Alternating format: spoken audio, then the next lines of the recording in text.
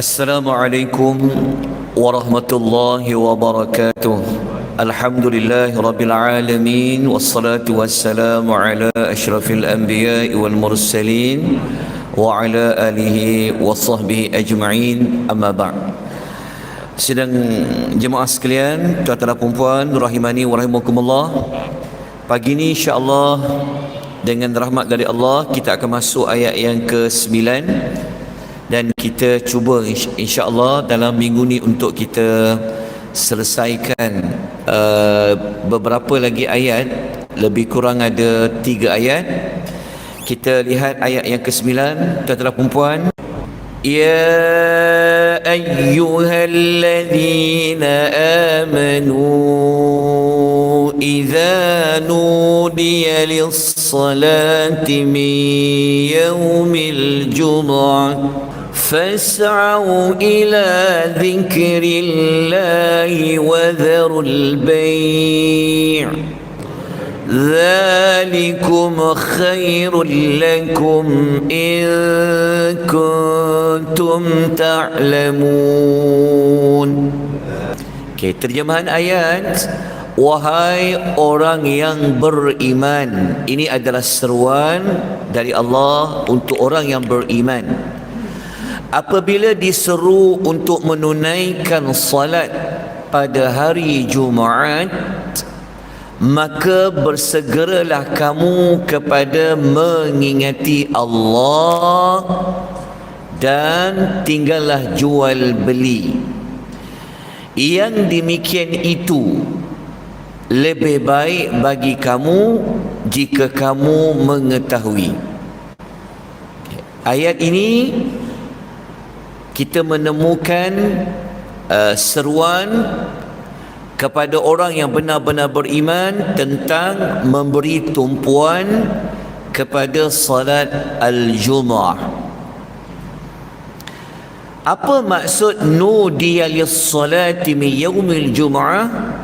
Adalah merujuk kepada azan yang kedua setelah, kalau waktu zaman Nabi dulu, Nabi dah naik di atas mimbar. Maknanya kalau imam sudah naik di atas mimbar, lepas tu ada azan, selepas imam naik di atas mimbar, itulah yang dimaksudkan pada ayat nudiya lis-salah bi yaumil jumu'ah. Okay, kalimah Jumu'ah merujuk kepada kalimah al-jam'u yang bererti berkumpul. Sebab tu hari Jumaat, hari orang Islam berkumpul. Dalam ayat itu kita jumpa perkataan fas'au, diterjemahkan bersegera, namun ia juga membawa maksud adalah memberikan tumpuan sepenuhnya. Apa maksud zikrillah dalam ayat ini? Merujuk kepada zikrillah dalam ayat yang kita baca ni. Zikrillah ni mengingati Allah, tapi maksud di situ sebenarnya adalah khutbah dan salat. Jadi khutbah Jumaat itu ia yang dimaksudkan dengan mengingati Allah. Sebab tu apabila dengan khutbah, kita akan diingatkan tentang Allah. Kita akan mengingati Allah sewaktu khutbah dan juga salat. Lepas tu Allah minta kita tinggalkan jual beli.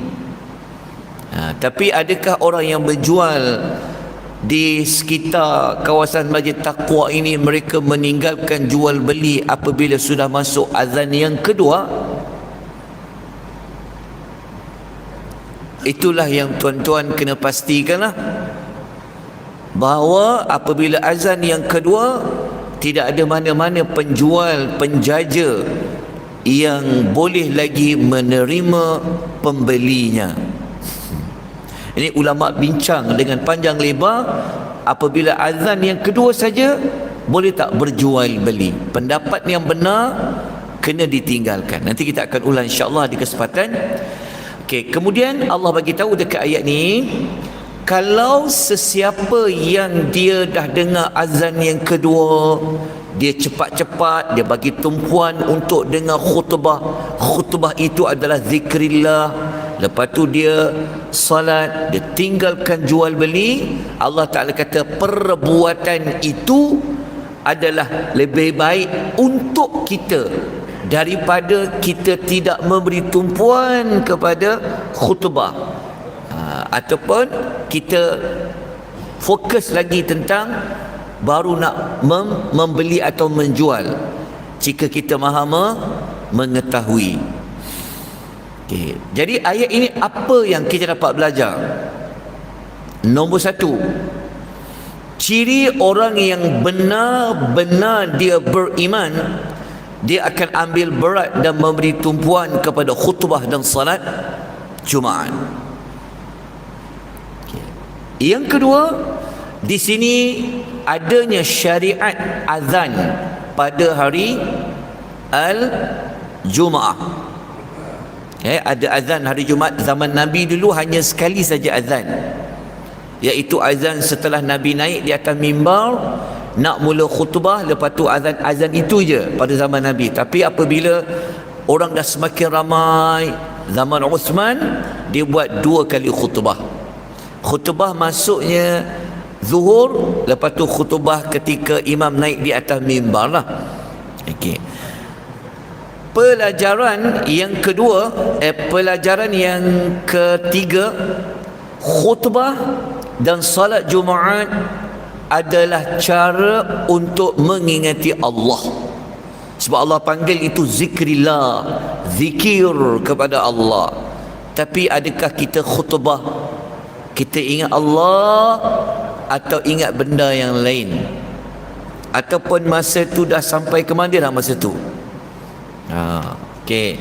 Pelajaran yang keempat, kewajipan meninggalkan jual beli ketika azan Jumaat sudah pun dilaungkan. Pendapat kebanyakan para ulama menunjukkan bahawa memang kena ditinggalkan jual beli bagi seperti orang lelaki yang solat Jumaat. Jadi Masjid Taqwa kena pastikan penjaja-penjaja yang kita jemput dia datang, apa dia buat ketika mana azan yang kedua dilaungkan. Baik, tuan-tuan, apa tindakan yang kita kena buat daripada pengajaran yang kita belajar pada ayat ini? Nombor satu, segera untuk dengar khutbah dan salat Jumaat lah. Segera. Bukan waktu khutbah baru nak mula, masa tu baru nak perkena nasi biryani. Yang jual tu pula kat masjid tu. Itu yang sedihnya. Cuba kita survey, tengok, pergi solat Jumaat, tengok. Cuba buat rakaman, tengok. Masa khutbah, orang lelaki buat apa? Ni, apabila azan kedua dah ni, mereka buat apa? Okay. Kita ada beberapa penjual-penjual yang kita panggil untuk bersama dengan kita. So kita kena buat polisi seperti itu. Tindakan yang kedua, untuk dapatkan manfaat khutbah tu, ada beberapa sunnah yang kita kena lakukan. Kita akan belajar apa sunnah dia. Nombor satu, sebab hari Jumaat kita dah sebut dekat nota yang awal-awal, hari Jumaat ni hari yang lebih mulia daripada Aidil Fitri dan Aidil Adha. Jadi kita minggu ni kita dah kena buat perubahan. Kita kena agungkan hari Jumaat tu lebih daripada hari raya. Jadi adab pertama, mandi solat Jumaat. Ini berdasarkan beberapa hadis Nabi sallallahu alaihi wasallam, al-ghuslu yaumil jum'ati wajibun ala kulli muhtalim. Mandi pada hari Jumaat adalah wajib bagi setiap orang yang telah baligh. Wajib ni merujuk kepada kuatnya untuk mandi. Bila nak mandi, Al-Imam An-Nawawi ulas, dah boleh bermula daripada subuh lah. Tetapi yang lebih baik Kalau nak dekat salat Jumaat lah, nak pergi Jumaat aja, mandi. Dalam hadis lain Nabi sebut, idza arada ahadukum ayyatiyal jum'ah falyaghtasil. Apabila salah seorang dari kamu ingin pergi mendirikan salat Jumaat, maka hendaklah dia mandi. So kita diletakkan maklumat dekat situ. Dalam kitab Fiqh Al-Manhaji ala Mazhab Syafi'i menyebutkan mandi salat Jumaat sudah sunat bermula daripada azan subuh. Tetapi kalau hampir nak salat Jumaat itu, maka ia lebih baik. Tapi sebab kita nak datang awal, so mandilah awal. Okay, itu nombor satu. Baik. Adab yang kedua dan ketiga. Kedua bersugi, ketiga pakai wangi-wangian. Okay. Ini disebutkan dalam satu hadis sabda Nabi sallallahu alaihi wasallam, "Was-siwaku wa yamassu min at-tib ma qadara alaihi walau min tibil mar'ah." Bersugilah dan pakailah wangian yang sedia ada, sekalipun memakai wangian wanita. Hadis riwayat Bukhari. Nabi kata hari itu pakai wangi-wangi. Sugi kata Nabi, pakai wangi-wangi. Kalau wangi yang Nabi kata apa pun jenis perfume pakai.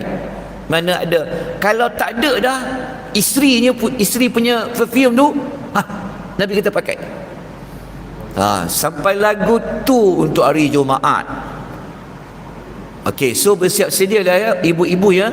Kalau tengok perfume itu makin kurang, mungkin suaminya ambil tu hari Jumaat. Ingatkan pada suami, dah mandi ke belum bang hari Jumaat ni? Tadi tengok subuh macam tak mandi Jumaat. Suruh. Okey, sediakan wangi-wangian. Lepas tu ada satu baju khusus hari Jumaat. Ya, para isteri ingatkan suami. Suami boleh tanya isterinya, "Pah, butang baju abang mana, Pah?" Pakaian khusus hari Jumaat. Kalau mampu, tuan-tuan jemaah Masjid At-Taqwa sudah pasti mampu. Kita ada kedai Omar Ali, beli satu baju khusus hari Jumaat. Para isteri siapkan butang bajunya yang cantik, songkoknya. Tengok Nabi kata apa dalam hadis, tidak ada salahnya jika salah seorang daripada kamu yang ada kemampuan untuk menyediakan saubaini liyaumil jumaah, dua pakaian pada hari Jumaat. Satu untuk pakaian dia keluar harian dia, dan satu lagi pakaian yang khusus untuk Jumaat. Ada orang dia kerja Jumaat, jadi baju tu yang dah peluh, baju tu dah pakai, baju tu juga dia bawa pergi solat Jumaat. Salah tak? Tak salah. Tapi ini kan hari raya yang lebih mulia dari Aidil Fitri, Aidil Adha. Kenapa tak pakai baju yang khas? Kalau mampulah, kalau mampu. Ini baju tulah yang pagi tadi pi mana? Baju tu juga yang bawa pada salat Jumaat. Hadis sahih riwayat Abu Daud. Jalan puan, baju bulan bintang tu kan ada yang beli tu kan, so pakai, sampai dipakai. So orang datang minggu ni tengok lain macam jemaah Masjid At-Taqwa. Ada majlis apa ke? Sunnah Nabi sallallahu alaihi wasallam. Adab yang kelima, cepat-cepatlah pergi masjid. Ni kita telah sebut yang dapat yang 5 haiwan tu, seperti korban 5 haiwan tu kan. Orang yang datang awal dapat unta, dapat kambing tu kita dah sebut dah, saya tak perlu ulas. Hadis riwayat Al-Bukhari. Okey, kemudian kita nak pergi yang ke-6. Dah sampai ke masjid tu, carilah tempat yang paling dekat dengan Pak Imam. Ya, ini kalau boleh kat ujung lah dia nak duduk. No, datang dekat dengan imam. Nabi kata apa? Uhduruz zikr, hadirlah majlis zikir. Majlis zikir ni termasuklah salat Jumaat ke, majlis ilmu ke, duduk dekat dengan imam tu. Wadnu minal imam, hampirilah kepada imam. Sesungguhnya seseorang yang suka sangat nak jauhkan diri daripada imam, nanti di hari akhirat Allah akan akhirkan dia masuk ke dalam syurga. Jangan dong. Dia ada ruang, dia ada peluang untuk dekat dengan imam.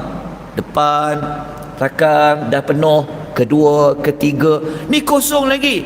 Dia ada pot dia kat ujung belakang tiang duha.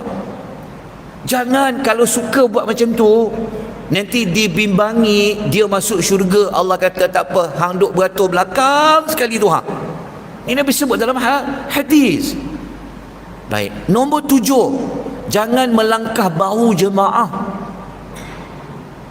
Sebab tu Nabi suruh main awal, supaya boleh duduk paling awal.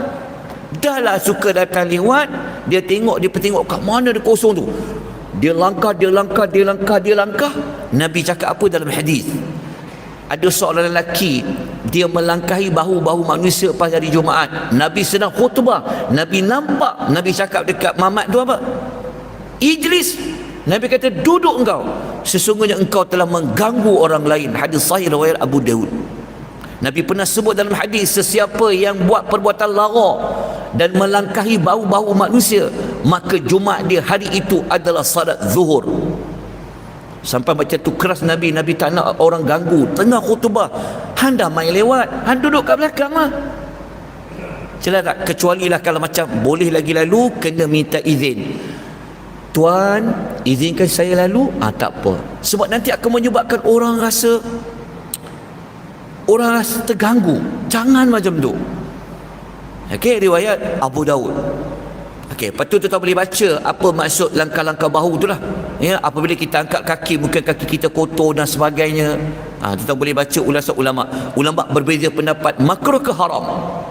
Pendapat yang kedua mengatakan pilihan para ulama, ia boleh membawa kepada haram. Tengok dalam mazhab Syafi'i, Al-Imam An-Nawawi sebut dalam kitab Rawdatul Talibin, pandangan terpilih adalah perbuatan melangkah bahu jemaah adalah haram berdasarkan hadis-hadis tentangnya. Kenapa? Al-Imam Ibnu Abi Bar mengatakan perbuatan melangkah bahu jemaah adalah satu perbuatan menyakiti jemaah. Tak dihalalkan menyakiti seorang muslim dalam apa jua keadaan, sekalipun pada hari Jumaat. Kita juga boleh baca pendapat Al-Imam Ibnu Al-Munzir. Nombor 8, tidak memisahkan dua orang yang duduk bersebelahan. Orang tu dah elok-elok dah, partner duduk elok, dua orang tu suka dia, tapi kita pula duduk kacau daun. Handuk kanan, handuk kiri, aku nak duduk tengah-tengah. Betul tak? Ini pot aku ni. No. Saya akan tunjukkan tuan-tuan hadis-hadis yang lain, cuma kalau ada kesempatan lah. Jalan mana? Kecuali dia kata, boleh tak Datuk, saya nak duduk tengah-tengah ni antara Datuk dengan Datuk ni. Kalau dia kata okey tak apalah, tu tak apa. Tapi dia dah datang ke tepi. Yang itu Nabi sebut dalam hadis tu. Saya tengok terjemahan. Seseorang yang mandi bersuci hari Jumaat dengan kadar yang mampu, pakai minyak, kalau rambutnya dipakai minyak rambut, dia pakai wangi-wangian, dia pergi ke masjid dan tidak memisahkan dua orang. Jelas hadis riwayat Bukhari. So kena buat satu polisi baru garis panduan hari Jumaat. Adab yang ke-9, masa khatib tu berkhutbah, kena tengok ke arah khatib, bukan tengok ke arah kiblat. Tahu tak kiblat kita kat mana? Kalau duduk kat ujung sana, dia pergi tengok apa?